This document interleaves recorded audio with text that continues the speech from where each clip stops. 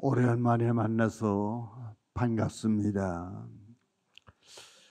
사사시대에 유다 나라에 기근이 있기 때문에 유다 나라 베들레헴이란 동네에서 살던 한 식구가 모압 나라에 이민을 갔습니다. 처음에 이민을 떠날 때에는 네 식구가 떠났습니다. 남편과 부인과 두 아들. 잘 살아보겠다고 모압 나라에 이민을 갔는데 어찌된 일인지 간지 얼마 안 돼서 남편이 세상을 떴습니다. 어머니는 두 아들을 위해서 며느리 두 사람을 맞아 결혼했는데 그 두 아들이 첫 아이를 낳기 전에 또 두 아들이 같이 또 세상을 떴습니다. 그러니 피난 왔던 네 식구 가운데서 남편이 죽고 두 아들이 죽고 부인, 지금은 시어머니가 된 여자 혼자 남게 됐습니다. 사람이 타향에 갔다가 고생하면은 고향으로 다시 돌아오는 법이지요. 그래서 시어머니 되는 나오미는 유대 땅에서 본래 살던 베들레헴으로 돌아오려고 합니다. 그런데 두 며느리가 어머니와 같이 가겠다는 겁니다. 그 두 며느리가 시어머니를 따라오는 데서 아무 책임이 없고 아무 부담도 없습니다. 그런데 따라오겠다는 거예요. 두 며느리가 따라올 때에 특히 룻은 둘째 며느리입니다. 시어머니를 따라올 아무 의무도 없는데 시어머니를 따라오겠다는 겁니다. 그 아무 의무가 없는 책임 없는 이유는 시어머니가 두 며느리에게 자유를 허락했습니다. 8절에 보니까 나오미가 두 며느리에게 이르되 너희는 각기 너희 어머니의 집으로 돌아가라. 너희가 죽은 자들과 나를 선대한 것 같이 여호와께서 너희를 선대하시기를 원하며 여호와께서 너희에게 허락하사 각기 남편의 집에서 위로받게 하시기를 원하노라 하면서 시어머니가 자유를 허락하는 겁니다. 안 그러고 시어머니가 두 며느리에게 말하기를 얘들아, 여자가 한번 시집을 오면은 그 집에서 귀신이 되는 법이야. 너희 남편들이 불행하게 첫 아이를 낳기 전에 세상을 떠났다고 해서 너희가 딴 생각 가지면 안 돼. 너희는 우리 집에 시집 왔으니 이 집안에 귀신이 돼야 되는 법이야. 그래 말하면 어떻게 시어머니를 떠나겠습니까? 근데 어머니가 그 두 며느리에게 자유를 허락하신 겁니다. 너희 절대로 고생하지 말고 너희 마음대로 집에 돌아가라. 룻이 시어머니를 따라올 필요가 없는 둘째 번 이유는 유대 나라의 법에 맏형이 자녀가 없이 세상을 떠면은 그 동생이 형수님과 결혼해서 자식을 낳으면은 그 자식은 내 자식이 아니요 형님의 자식이 되게 하려는 유대나라의 율법의 법이 있습니다. 그래서 시어머니 나오미 뱃속에 죽은 아들 대신에 새로운 아기를 뱄다면 모르겠지만은 시어머니 뱃속에 밴 어린애도 없습니다. 그래 11절에 보면은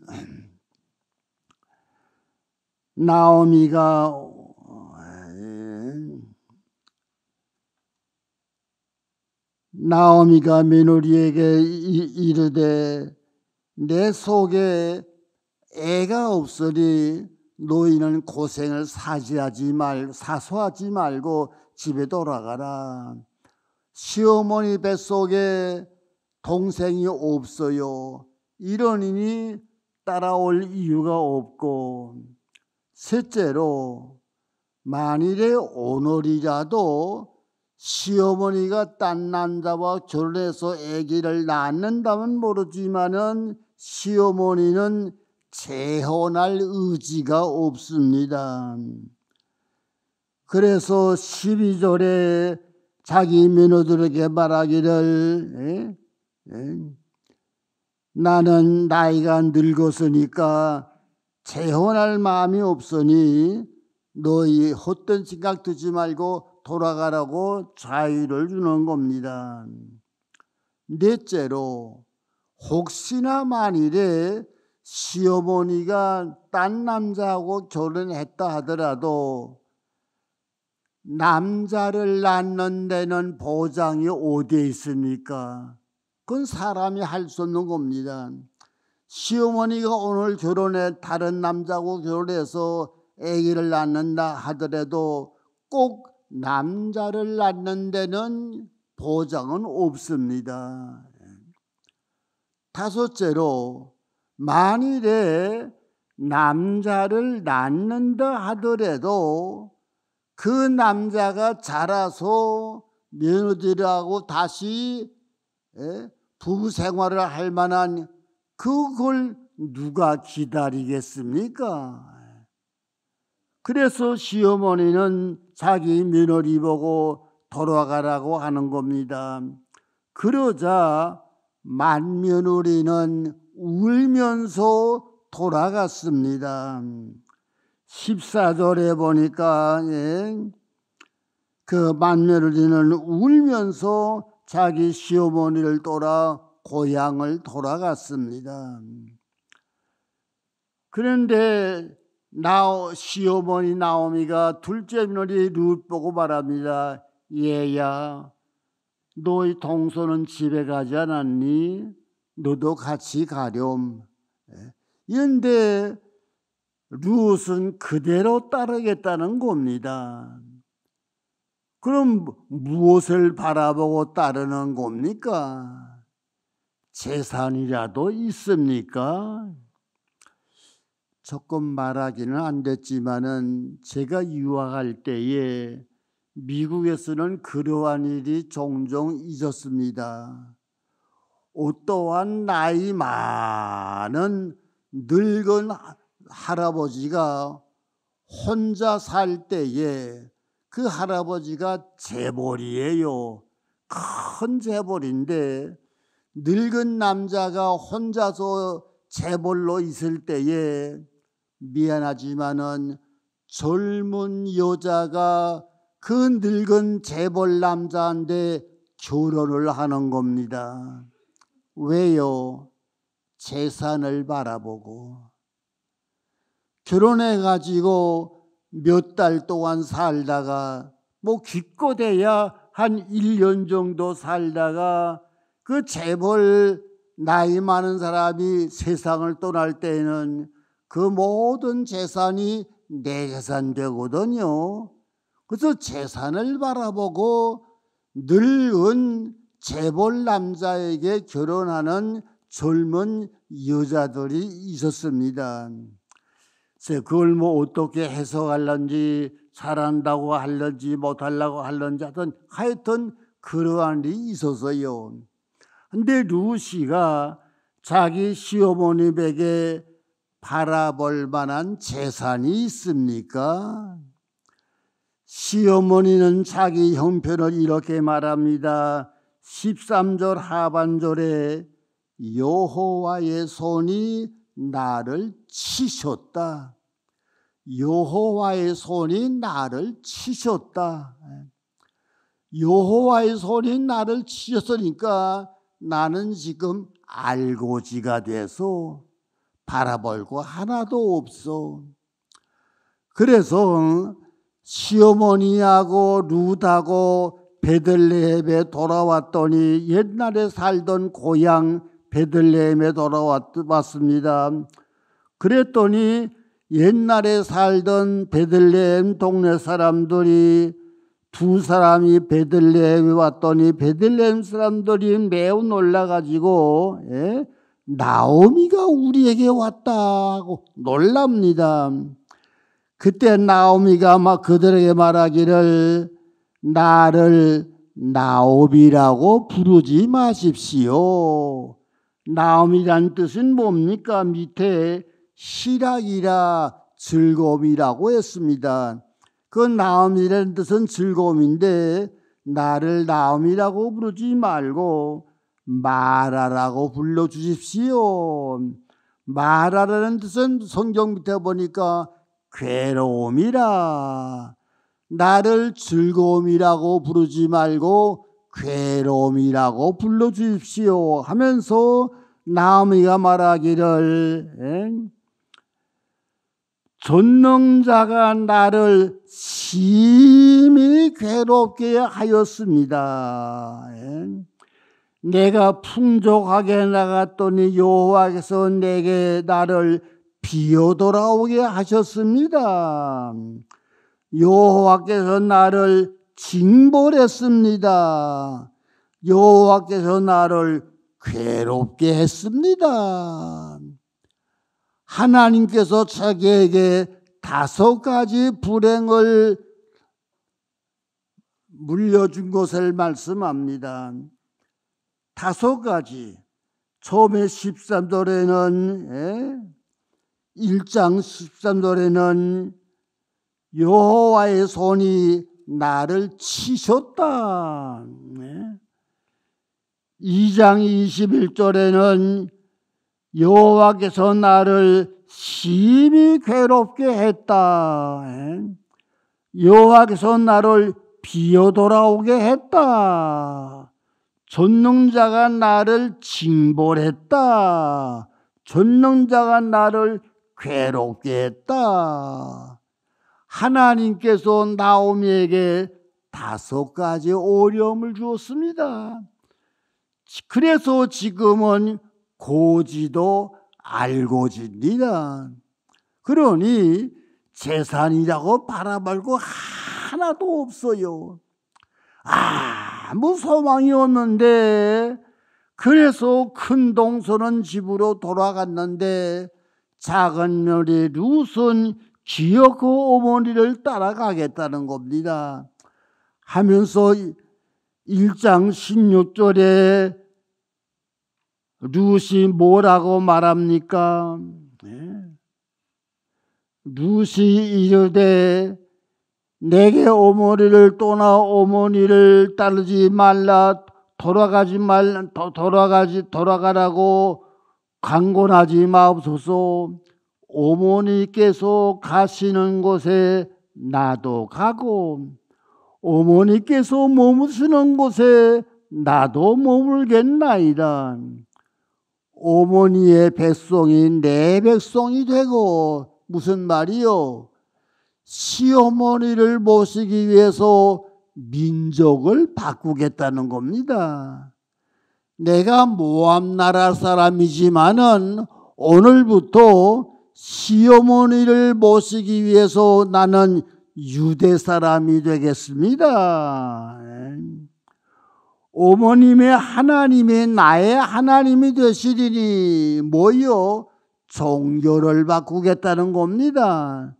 나는 모압 나라 사람이니까 하나님이 나의 하나님이 아니지만 오늘부터 어머니를 모시기 위해서 나는 종교를 바꾸겠습니다.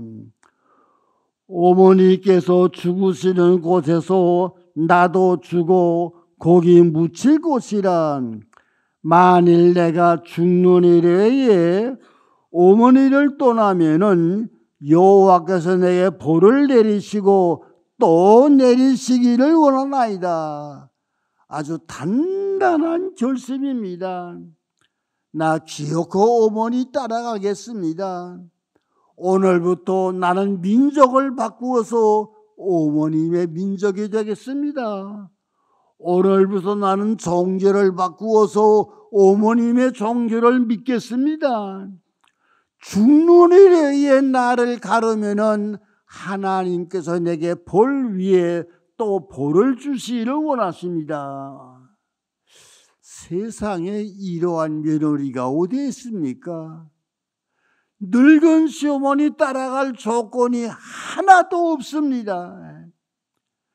인간적으로나 물질적으로나 하나 없는데 끝까지 시어머니를 따라가겠다는 겁니다.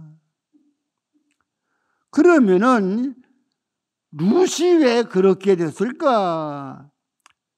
추측할 수 있는 건 두 가지 일밖에 없어요. 하나는 룻이 미쳤던가, 안 그러면은 효성이 지극하던가.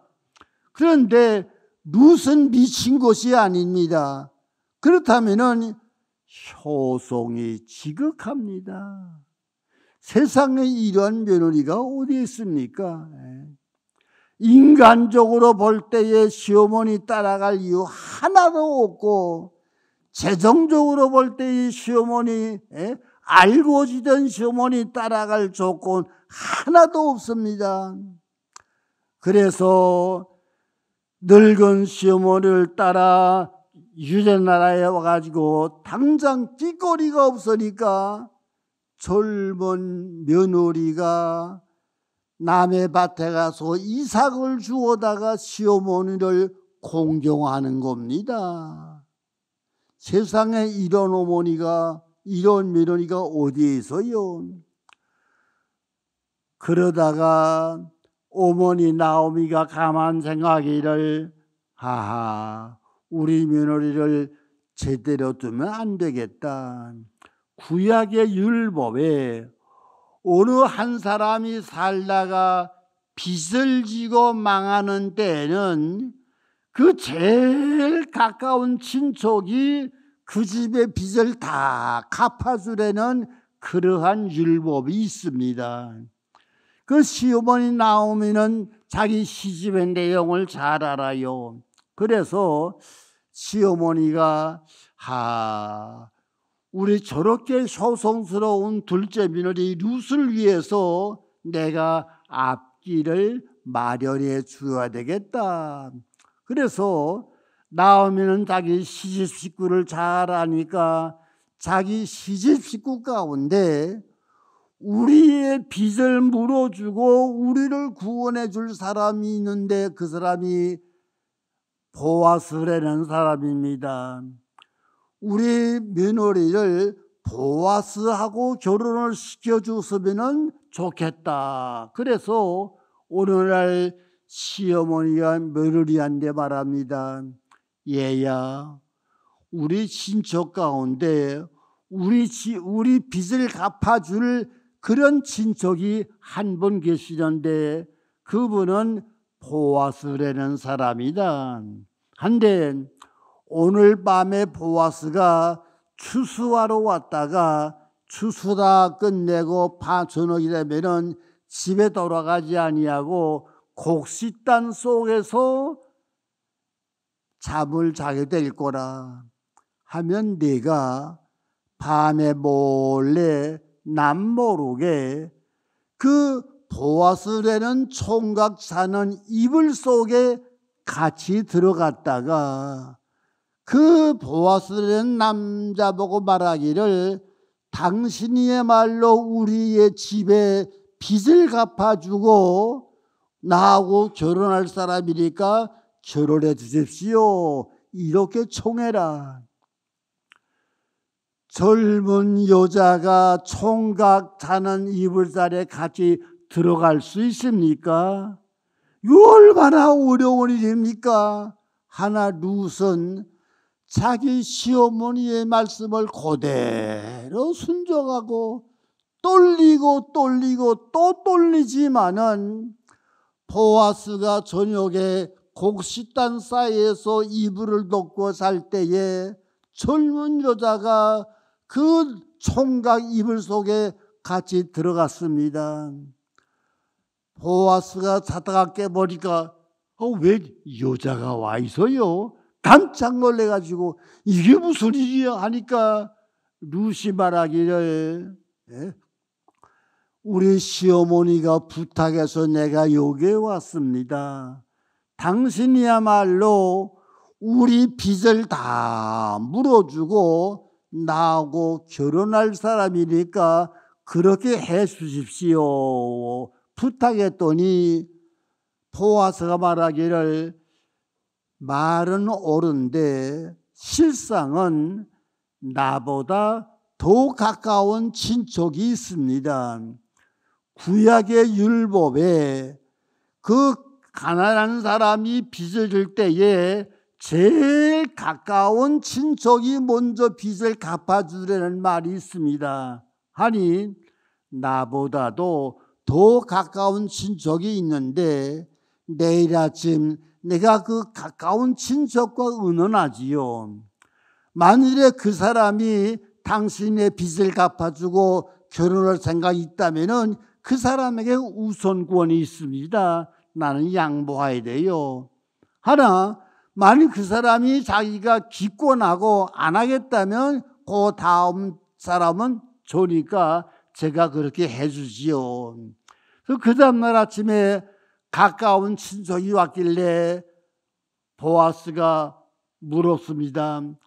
당신이 이 집안의 제일 가까운 친척이요, 이 집안의 빚을 물어줄 책임이 있고 결혼할 책임이 있는데 그렇게 하겠소? 했더니 그 웬일로 가까운 친척이 자기는 거절하겠다는 겁니다. 하긴 내 다음이 당신이니까 당신이 하십시오. 그래서 룻이 보아스하고 결혼하게 됐습니다. 한데 룻이 보아스하고 결혼했다는 것은 결혼 그것만이 아니라 아까 말씀한 제일 가까운 친구는 예수님의 조상의 줄기가 아닙니다. 둘째 번 친척인 보아스가 예수님의 조상의 줄거리입니다. 그러니 룻이가 제일 가까운 친척, 예수님의 조상의 줄거리 아닌 가까운 친척이 거절하기 때문에 그 둘째 번 친척 보아스에게 왔는데 보아스는 예수님의 조상의 줄거리입니다. 그래서 룻이 보아스에게 결혼하기 때문에 이방 나라 여자인 룻이 예수님의 조상이 되는 축복을 받았습니다. 룻이 보아스하고 결혼해가지고 다윗 왕의 할아버지를 낳았습니다. 그런데 룻은 다윗의 증조 할머니가 된 거예요. 묘하지요. 가까운 친척이 있는데 가까운 친척하고 결혼했으면 그걸로 끝납니다. 룻은 예수님의 조상이 될 수 없어요. 한데 이상하게도 하나님의 섭리로 가까운 친척이 자기가 결혼을 포기하기 때문에 룻이 보아스에게 왔던 겁니다. 그 보아스는 예수님의 조상의 줄거리예요. 그래서 이방 나라 여자인 룻이 어찌하려고 예수님의 조상이 된 겁니다. 이 놀라운 사실이지요. 어떻게 이러한 일이 있을 수 있을까? 난 생각도 못해. 하나님께서는 효성스러운 사람을 그렇게까지 귀하게 보시는구나. 효성스러운 사람을 그렇게까지 귀하게 보시는구나. 이것밖에는 해석할 길이 없습니다. 어찌하다가 이방 나라 여자 룻이 예수님의 조상이 됐습니까? 이 놀라운 축복을 룻이 받은 겁니다. 오늘은 어버이주일인데 바라건대 우리 내수동교회 모든 젊은이들이 룻과 같이 한없는 효성을 가졌다가 룻과 같이 내가 예상할 수 없었던 엄청난 축복을 받는 젊은이들 될 수 있기를 바랍니다. 기도하십시다.